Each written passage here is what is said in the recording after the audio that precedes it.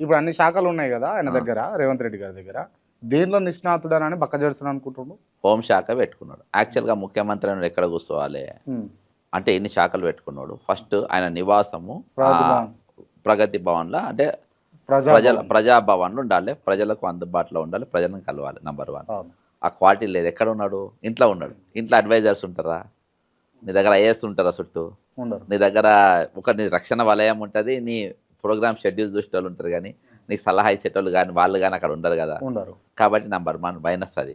ఇయాల ఆయన నెక్స్ట్ ఏడ కూర్చోవాలి? సచివాలయంలో కూర్చోవాలి. అన్ని శాఖల పైన ఇచ్చేయాలని. ఇయాల ఏడ కూర్చుంటుండు ఆయన? 6th ఫ్లోర్ కమాండ్ కంట్రోల్ రూమ్‌లో కూర్చుంటుండు. కమాండ్ కంట్రోల్ రూమ్ అంటే అది డీజీపీ ఆఫీస్ కూడా కాదు మళ్ళా. Hyderabad city police office command control room 6వ ఫ్లోర్‌లో కూర్చొని పరిపాలన చేస్తుండు.